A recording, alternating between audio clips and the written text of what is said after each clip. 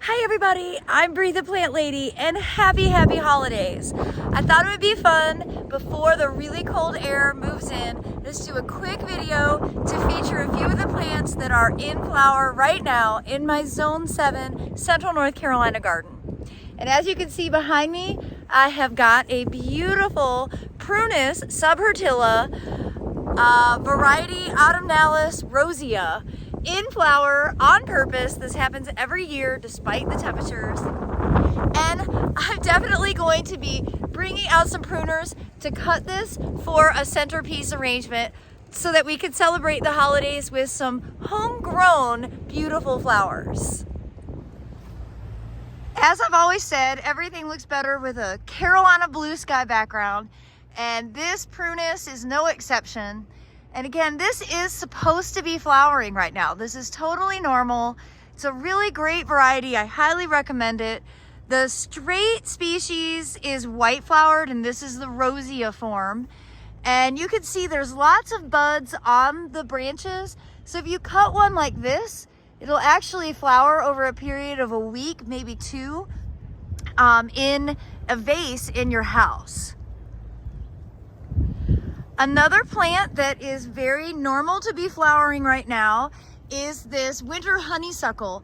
This is Lonicera purpussii, winter's fragrance, winter something. And you could see the blooms are quite small. If I could get this to focus, there we go. And they're very fragrant. They're quite wonderful. Not super showy, but again, you can see there's lots of flower buds on the branches. So if I cut this branch all the way back to here, all those buds will eventually open inside. Well, I've been featuring this Forsythia several times in weekly garden tours, and of course, it's still in flower and it has tons of buds. This is just screaming to be trimmed and brought inside so that it can be enjoyed. I think this is really kind of one of the special things about this region of Zone 7. I know not all Zone 7 is the same. Here in Central North Carolina, it's not uncommon to have spring bloomers start in December, and this Forsythia is a perfect example. But I think it's going to be awesome to use as a holiday centerpiece. Essentially, what I'm doing right now is giving you a little bit of detail on the plants that I plan to cut branches of and bring inside so that we can enjoy them as we have like several days below freezing. I don't expect that my family and I will go outside all that much. Viburnum macrocephalum is also in flower.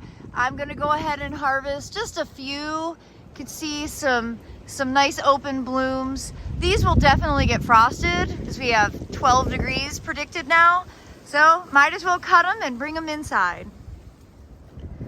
Well, another plant that I've been featuring for several weeks is this Jasminum nudiflorum, the winter flowering jasmine. And you can see, just like the Forsythia, beautiful yellow flowers. The branches are absolutely covered in blooms.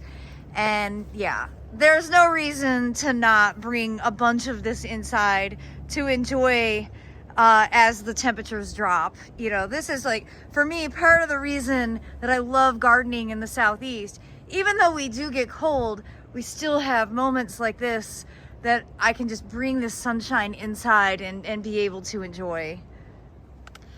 Well, I'm hoping that these camellia buds won't be damaged, and I'm definitely going to go ahead and harvest these flowers because they will definitely be cold damaged after like by 4 o'clock today.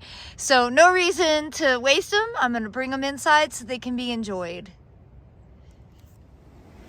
You know, same thing goes with these camellias. Basically, if they're open like that, they're going to get frosted. So might as well harvest them and float them in an arrangement, both indoors or out.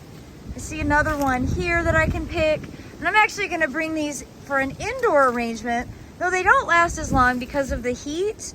They'll still be really beautiful as a centerpiece on my dining room table.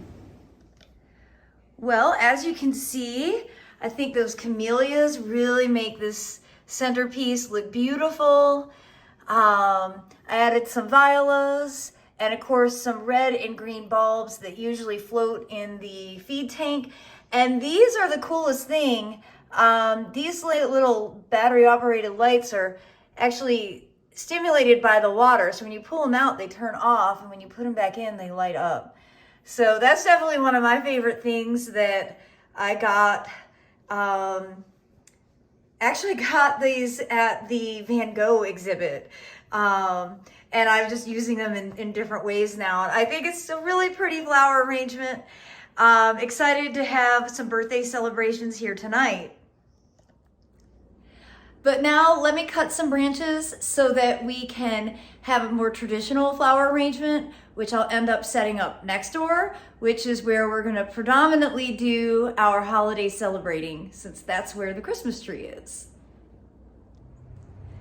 Now, I featured a bunch of other plants that are flowering, but nothing beats the winter sweet, which you can see above me is in full flower. And like I said, everything looks better with the Carolina blue sky behind it.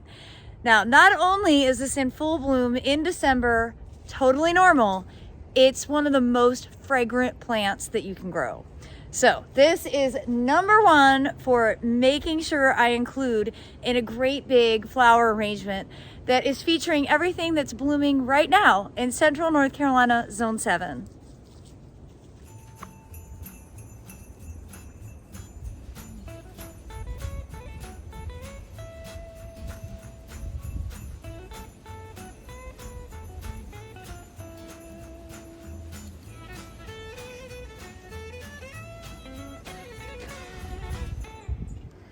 Well, and there's a few more October affair flowers that are open.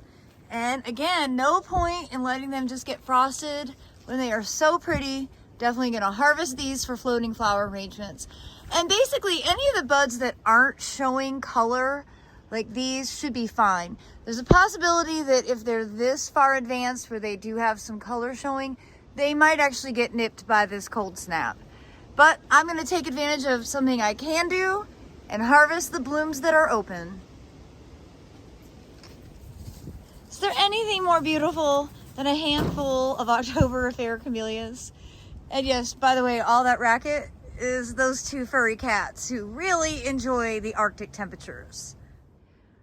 Well, I'm pretty thrilled with all of these beautiful arrangements that are super fragrant, harvested right here from my garden. And I know they're really gonna brighten up both houses as we celebrate birthdays and the holidays. But I'm gonna take it one step further. I ended up dehydrating a lot of the citrus. Well, this was like maybe 5. I'm gonna go ahead and dangle these and actually hang them on some of the branches like ornaments. I think that will really be the extra touch to make it super unique and entirely homegrown right here from my Zone 7 Central North Carolina foodscape.